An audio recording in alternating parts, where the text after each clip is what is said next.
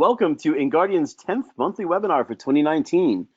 Today I have the honor and privilege of introducing Dave Mayer, our head of Red Team Operations here at InGuardians, and he is going to take you on a wild ride. Dave, why don't you take it away? Thanks, Mike. Thank you everyone for joining. So as Mike said, I am head of Red Team Operations here at InGuardians, also senior security consultant, specialize in doing red teaming and pen testing and breaking all the things out there and getting onto various different systems in your networks. So talk I'm doing today is Backup Operator's Guide to the Galaxy. And why am I doing this talk? So give a little background. I was working on an engagement where I was able to gain access to an account that had backup operator access onto a domain controller, and only port 445 was open. So basically only had access to file shares on the system with the permissions that I had. So I started going down a rabbit hole, built out a whole entire lab simulating this environment to go and figure out how I could use the backup operator account to finish compromising domain controller and get access. So that's the background for this talk, and I'll jump into the rest of it now. So backup operator accounts, you typically see at least one account, if not more. I've seen as many as 20 or 30 accounts in the backup operators group in a domain. Usually the accounts have been around for quite some time, got placed in the group quite many years ago and still lingering around. Passwords on the account usually haven't been changed in quite some time as well, because once you get your backup solution working, you don't want to go and touch it and change it. I've seen it also, accounts get migrated from one backup solution to another, so you change products, you keep the password the same, never go back and change it once again, and you're able to keep backing up from one solution to another. And then usually you'll use that same product to back everything up across your domain controllers, to your end systems, to your servers, and anywhere you might have that sensitive information that you need to get backed up. So they'll be there throughout the environment depending on how they're configured.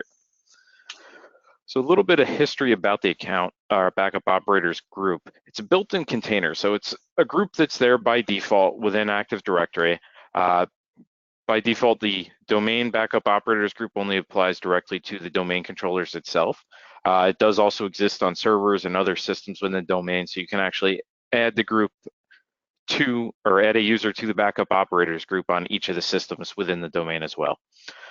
Now the backup operators, they have some permissions and they can override the security restrictions on any of the systems, so NTFS permissions, for the sole purpose of backing up or restoring files. It's pretty interesting. So we can back up files or restore them with that account. Some things you can't do, and just to touch the point again, I was trying to gain access to a domain controller from across the network and get code execution on it. Didn't have physical access or anything else. So some things you can't do with an account that's in the backup operators group. You can't log in via RDP. You do not have local admin access to the system, and you can't launch processes from over their network. So from across the network, no way to go and natively spawn a command or get anything running on the server, get code execution. What you can do with the account, you can log on locally at the console if you have physical access, or you gain access to ESXi host. You can get access to the console. You can log on as a batch job to the system. You can shut down server or back up or restore any files or directories. So backing up and restoring the files, that became pretty interesting to me. So I started going and trying to figure out, okay, well, I have access to this account. How do I go and use this now? What's built in? What can I use to go and back up or restore files? So did a lot of work in my lab, figured out I could spawn a high integrity session, so a admin level session on a system, launch a command prompt, and then launch another command prompt using run as to use the permissions of the account that I compromised. And I could then use robocopy in backup mode to copy things from the server to my local machine, and even copy entire directories, so I didn't have to go through single files one at a time. So I'll show you here. Here's a video of going through, and actually first I will show you that I'm running as a local user. This is an administrator command prompt, as you'll see there at the top. So I'm using run as here to spawn a new command prompt running as the backup user that has backup permissions on the target system, which in this case is a domain controller. So I'll go enter in the password here, and now I have a command prompt running as the backup user on the target system that I'm looking to compromise. So now I'll go and use robocopy, and I'll specify here the source folder of where I want to go and copy files from. So I'm putting in the path to the directory, which in this case is the group policy on the domain controller. And then I'm going to take that and copy that locally to a folder I created for group policy with the originals. The /b flag tells it to do backup, and the /s is telling it to go and pull everything recursively as well within those directories. So I pulled that down. You'll see 20 files there were copied down to the local system. So I was able to copy things off. And pull it down to the system, which anyone in the domain could go and copy those files, but this was using the backup permissions. So one thing I just noted before, if you're not running from a high integrity session, when you go to backup files from the domain controller with the backup permission, you'll get this error right here that you do not have the proper rights to go and back up files from the server.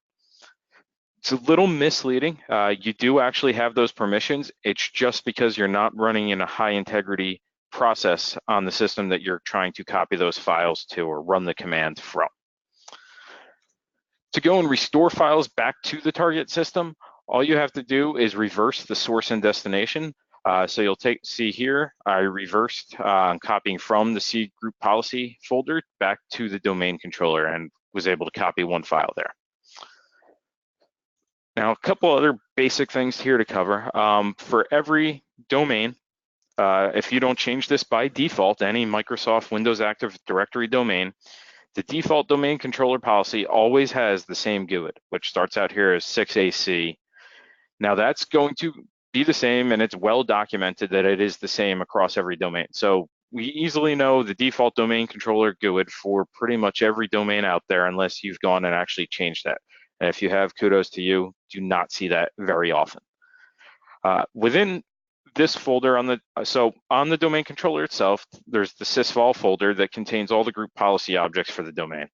Have the full path here. This is actually directly to the folder for the default domain controller group policy objects. So you'll actually see all the files within this directory for everything within the group policy for the default domain controller's GPO. And within here, there's another file within the path mentioned above in the machine Windows NT sec edit with the GptTmpl.inf file. And this file defines all of the privileges for systems where this GPO is applied, which in this case is for the domain controllers.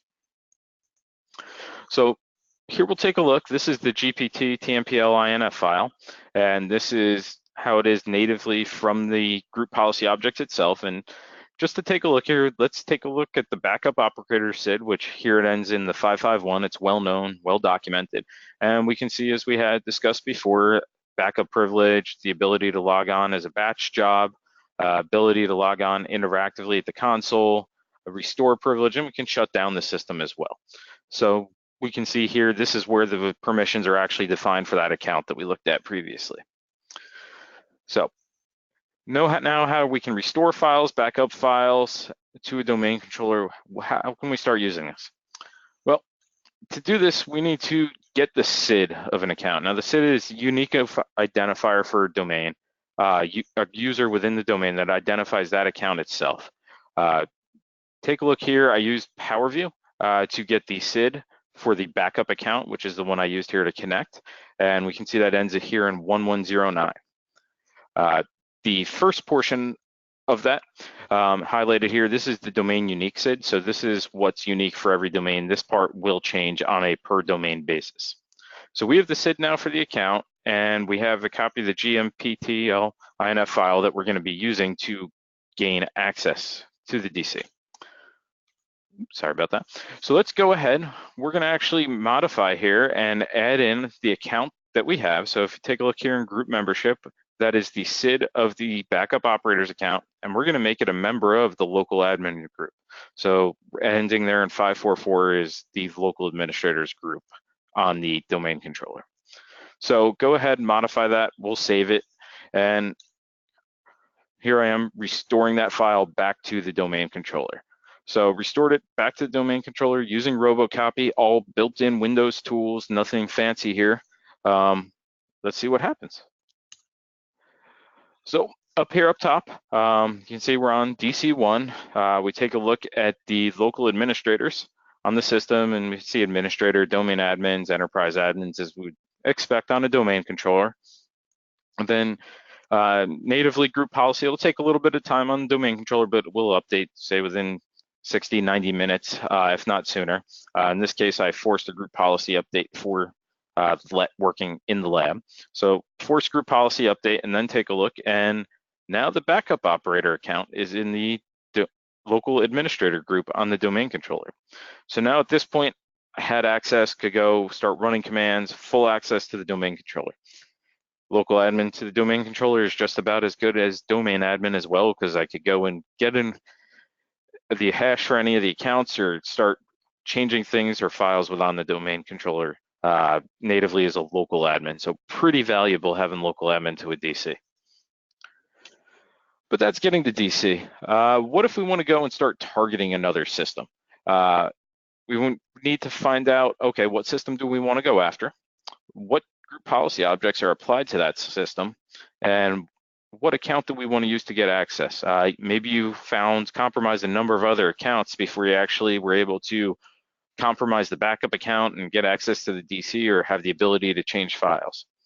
So I was going through trying to figure out how to get group policy objects on my own, spending a lot of time, had a friend that was like, hey, PowerView has that built in. Of course it does. PowerView's got almost everything in it that you need to enumerate it from a domain. So I was able to use get domain GPO from PowerView and pass it the host name of the machine that I wanted to gain access to. And it spits back out, hey, these are all the group policy objects that are applied to the system. So I can see here that the finance workstation policy and the file path as well that has that GUID in there of where the files are for that GPO. So I was able to use PowerView to go and pull this information from any user account that has access to the domain. So we have that. Now this is another way to go and get the SID as well. So I use PowerView, get domain user, get the SID of the backup account. And in this case, it's spitting back out all the information for that account as well. So you can also see when it last got changed and modified, but really all that we're interested in is the SID. Okay, so we have the path to the file system that we're gonna go and modify, or where the GPOs are stored, and we have the SID of the account.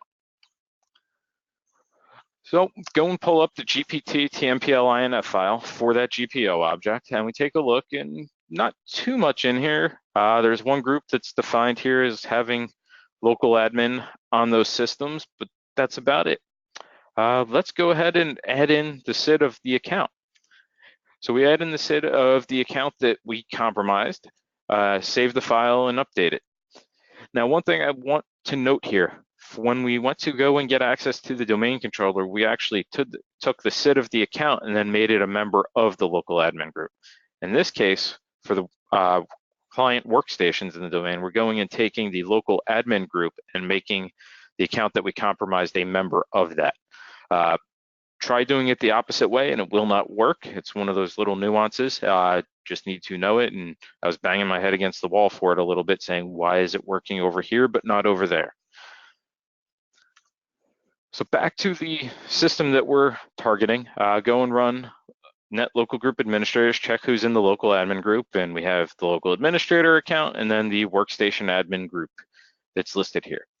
So machine reboots, group policies updated, and now the backup account is in the local administrator group for that target system. So now we have gained access to that local system. We have remote code execution against it. Administrator access can do whatever we need to do on that system, go and pilfer whatever files you need to grab or anything else. But targeting a system, it can get noisy. Adding a new user account as a local administrator all over the place, who knows how many systems that group policy object gets applied to. It could be hundreds or thousands, depending on the size of your organization. Make sure after you go after that target system, keep an original copy of the group policy object so that you can restore them. You want to leave it as a clean environment after you go through this. None of the changes that you make are going to be kept track of within Active Directory.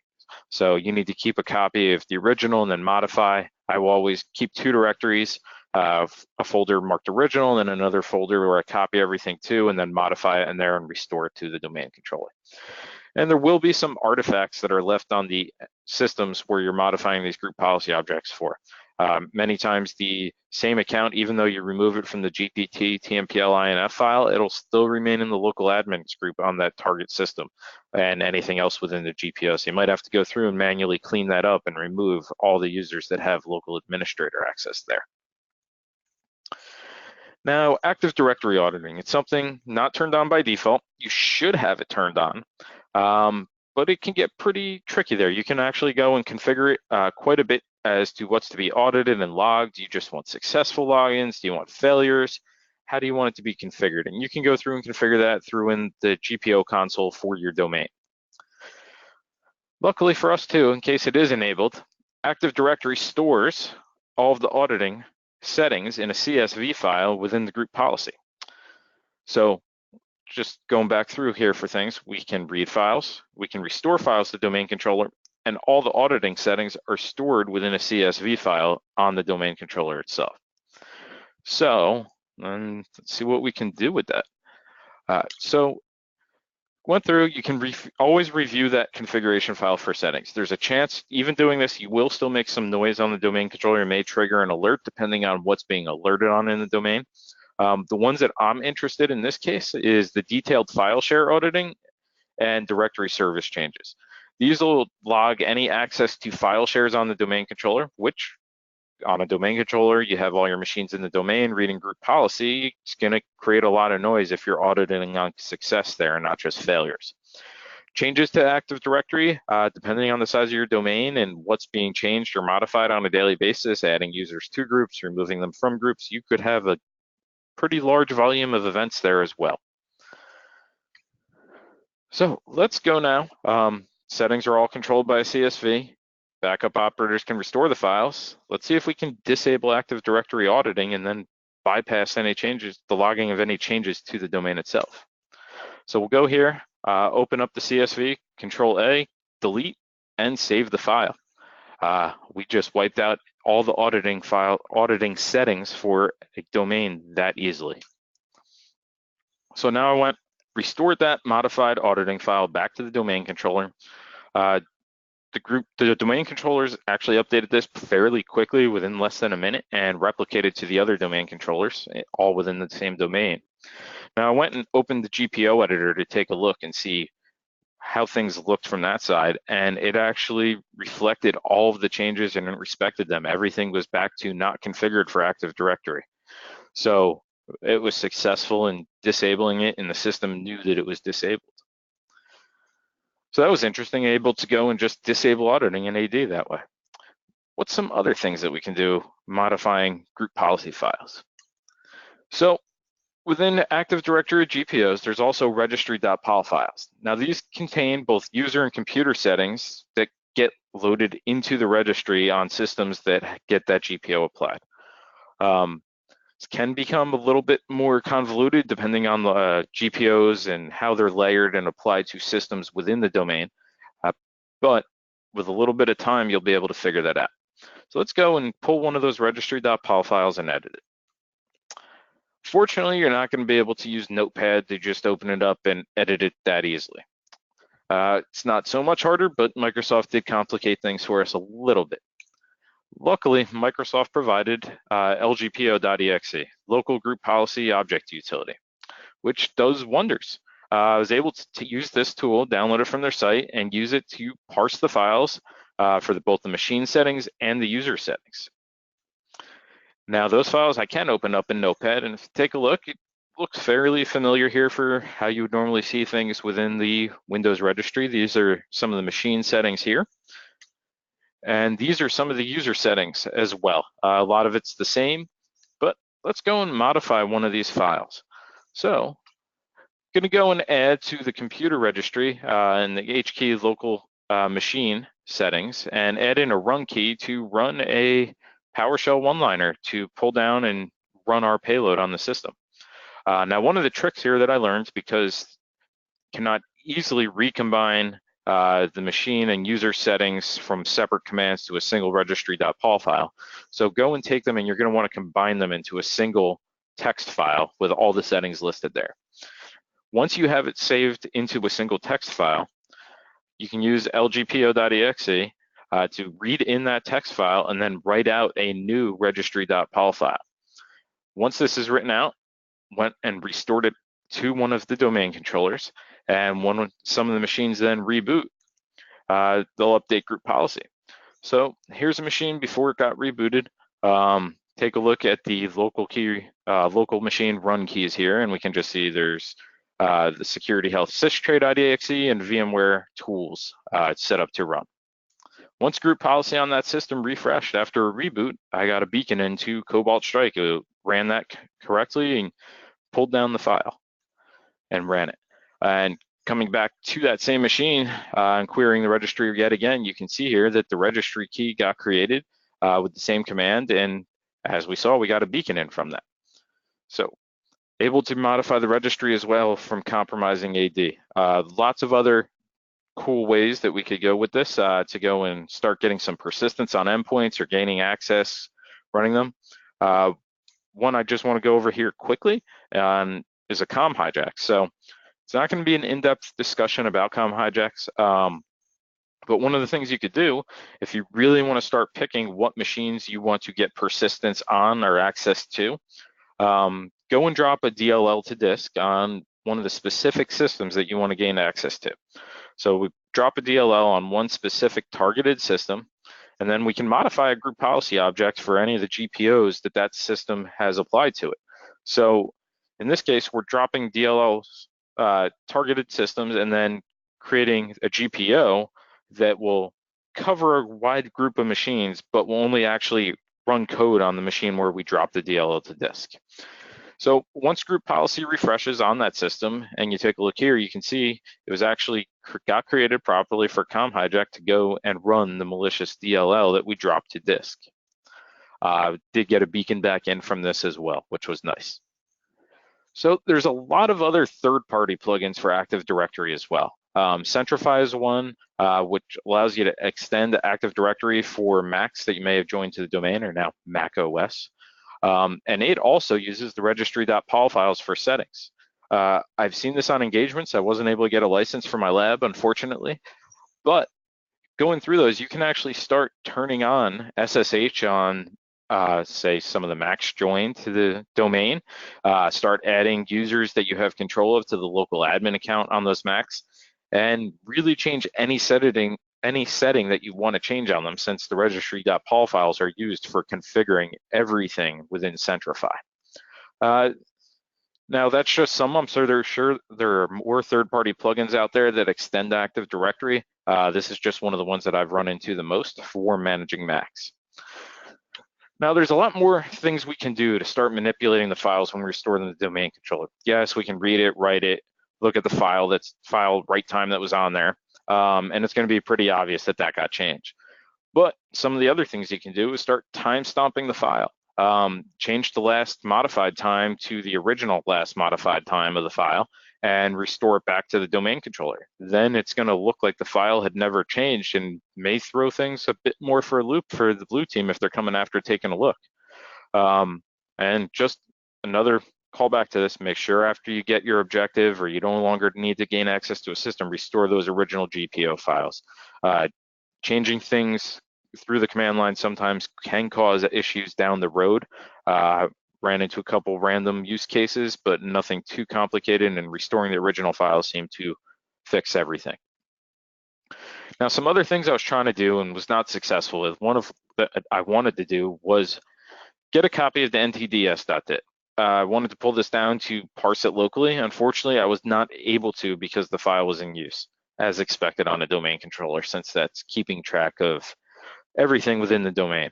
Now, there are third-party backup tools out there that you can use to go and pull down copies of files that are in use, but this was outside of the scope of what I was working on, since I did not yet have code execution on the system that I was trying to get access to.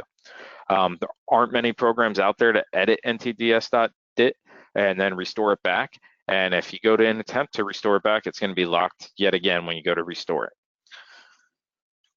So some artifacts that you may leave behind from using any of these techniques, local account that you add as an administrator, or an account that you add as a local administrator on many of the endpoints may remain after you restore the original group policy.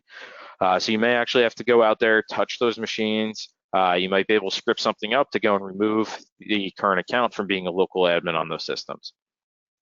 Modifying things through the registry, those registry entries can very well remain after you restore the original registry.pol files as well. So you may have to go out, hit those endpoints, go and delete the keys that you created in any of the settings for those keys.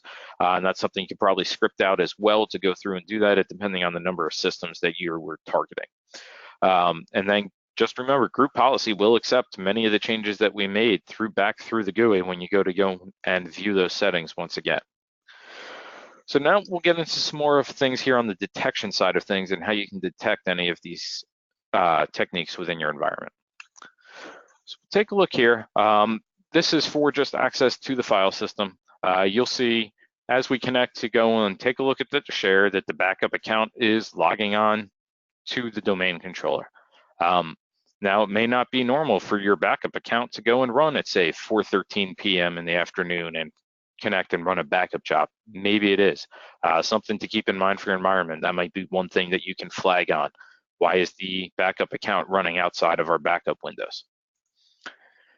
Now, normally adding an account to a group through Active Directory users and computers, the GUI will generate an event ID of 4728, as we see here. So here is when we added the Vogon group the Vogon user to the domain admins group, and it generated this event, and you can see it directly within group policy. Doing this modification through modifying the GptTmpl.inf files will not actually cause anything to get logged to the events on the DC. So you will not see this there when it gets added, as you would when going through the GUI. Now, event ID 5145 will actually trigger on writing data back to a domain controller. So if you have the auditing enabled for file share access and you write to it, you can actually flag when an account writes back to the domain controller, which should not be happening all that often from majority of your accounts out there, or majority of your systems in the domain. You should really only see changes perhaps coming from the other domain controllers when they're, say, replicating. In this case, we can see that it was able to write data back to the audit.csv file. So that's one thing you could flag on there for, hey, file got changed or modified. We just had something write back to the domain controller. Look, it's the backup account at 10:33 p.m. Maybe that is in your backup window. Many times backup windows are more during the overnight, say midnight to 6 a.m. So some more things there that you can write rules to alert on within your environment. Now, once group policy does update and it's able to pull down the group policy, the changes that you made, say in this case to the domain auditing, it will generate these log entries here that the audit policy was changed. Now, if it was a real attacker, they could probably go in and just clear out the log.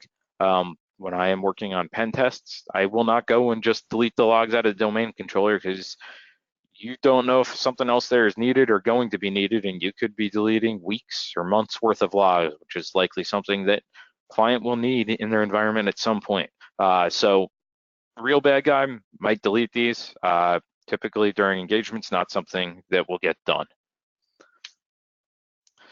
So coming back to some of the detections, recommend alerting on event ID 5145 followed by 4719. So alerting on the change to the group policy auditing, and then with the file write change, those in combination, probably something bad happening on one of your domain controllers that you're unaware of.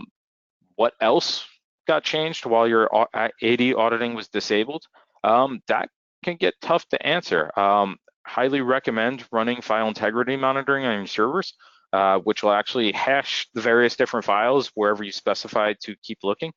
And when the hash of one of those files gets changed, you'll actually get an alert. So that might be one of the best ways for you to keep an idea of what files got changed when on the server. And if something like this was to happen, you'd be able to say, hey, group policy for policies A, B, and C were modified and changed. We're going to need to go and restore them from a backup if you have it. Do keep backups. Highly recommend it. Were any changes made through the Active Directory users and computers GUI? You'll have to go and take a look. Highly likely, if auditing was disabled, you're not going to see any of the changes that were actually made to Active Directory within that window. So take a look at that. That one's going to be a harder one to go back and take a look at and figure out what happened from a forensics perspective. So what does this mean for you? There's a lot of files on domain controllers related to Active Directory. I just touched on a handful of them here, going through trying to get code execution against the DC, but there are more, endless more, to go and take a look at. What does this file do? What does that file do? Keep taking a look at them, explore them. One thing I learned out of this, that unintended methods of modifying those files, so Microsoft was not planning on me going and editing the GptTmpl.inf file manually and then restoring it, will bypass a lot of the audit logs that are normally in place for monitoring those things. So take a look, keep going through those files in Active Directory and see what else you're able to change or modify that might not be normal in the environment. Monitor when your backup accounts are logging on. Many times you'll see all of a sudden, if this was to happen, a backup account logging on during a non-normal window, all of a sudden users might start reporting, hey, having this problem trying to access something. Maybe group policy got changed inadvertently.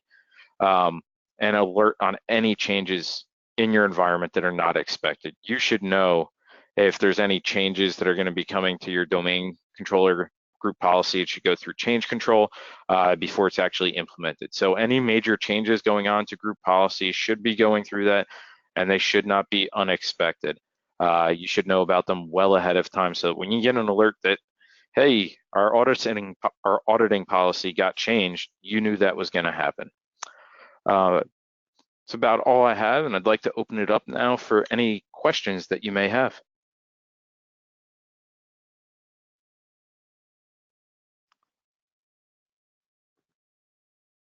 All right, Dave, that was awesome. We haven't had any specific questions yet, but you know, I know that you mentioned that most of these things were done using built-in tools that are built into Windows.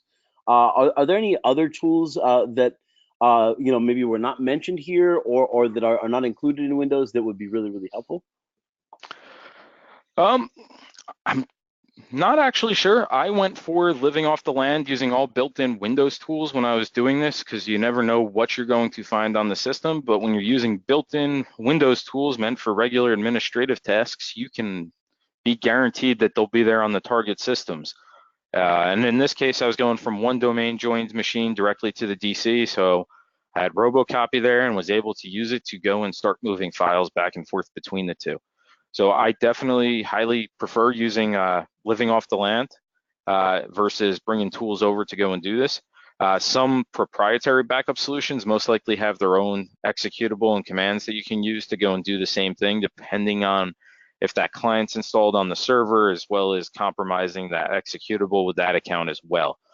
So there most likely are some third-party utilities, command line to do the same thing, just not aware of any off the top of my head.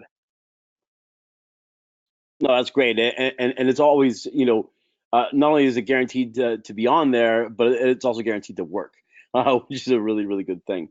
You know, and not likely to be blocked, you know, is another one. How often do you, one, encounter domain auditing turned on, as well as, are there any kind of concerns from a performance perspective, or, you know, maybe even logging perspective in terms of massive amounts of logs in turning that auditing on? So I'd say about 98% of the time, at least some form of AD auditing is turned on and enabled. Only a few rare cases I have seen where there's been no auditing actually configured and it's just AD out of the box with default logging. Now, turning on a lot of these various different logs, depending on the size of your organization, can considerably increase the performance, maybe the CPU and memory that are needed on that system, as well as the disk space that you'll need to go and store those logs. Highly recommend increasing the amount of disk space needed. At least keep, say, you have your backups running once a day on a domain controller. Try to keep at least a week worth of logs, maybe 2 weeks on that system, just for redundancy's sake of having the backups plus the logs on that system, and then shoot them over to your SIM as well. So you have them maybe ideally in 3 different places just in case you would ever get compromised, so that you can go and pull known good logs. In the case I was talking about clearing out those event logs on the server once it's compromised, or the DC, if they're being streamed constantly to a SIM, yeah, they're deleted locally on the domain controller, but you'd be able to go to your SIM and pull up and say, all right, what happened? And be able to go back through those logs and see, okay, logging was disabled, and it looks like right after AD logging or AD auditing was disabled, at that point is when all the logs were cleared out on the system. And you'll have a redundant copy there then on your SIM to go through in case the server ever goes belly up as well. It's a good practice to have of keeping a system backup as well as another copy of those logs on another system. Yeah, that's excellent. Really appreciate that.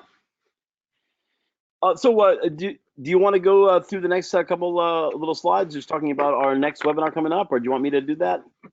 Oh, we've got. Sure. Right. If anyone does have any questions, feel free to reach out at me, dmayer on Twitter or dmayer@InGuardians.com. And Mike, I'll put up the webinars here and hand it back to you. All right. Well, thank you so much, Dave. Really appreciate it. Upcoming webinars next month, November 21st, again at 12 noon Pacific. We have Bob Hillary, our COO, CRO. He's one of the founders of InGuardians, a great friend of mine. Is going to be here giving us his presentation on ghosts in the networks. This presentation is going to be awesome. You won't want to miss it. Really, really cool. And as kind of an end of the year gift, on December 19th at 12 noon Pacific, we are going to be presenting InGuardians InfoSec predictions for 2020 with the InGuardians offensive security team. It's going to be hopefully a lot of fun. We're going to talk about kind of the trends that we've seen building up throughout the year, the different surfaces that are being attacked, what we find kind of most often as vectors to essentially compromise networks and systems, and then kind of giving our predictions on what we're going to see, either increasing or decreasing over the next year or so. So that's going to be a lot of fun. We have been contemplating whether or not we are going to be playing the ransomware drinking game, but I'll leave that for December 19th for you to find out. So thank you so much for joining us, and keep in touch. We've got our weekly executive briefing that we put out once a week. We get our team together. We decide on one topic that we feel is something that you should take note of going into a week, for example. These are things that we want the executives, CIOs, CISOs, and directors and management level folks to pay attention to, so they can go into the week already knowing a little bit about kind of one of the topics that we think is most important or salient for that particular week. It is should take no more than 5 minutes to read, and we provide additional links for going deeper into that particular subject. So that said, thank you so much for joining us. We look forward to seeing you next month for Ghost in the Networks with Bob Hillary. Thank you.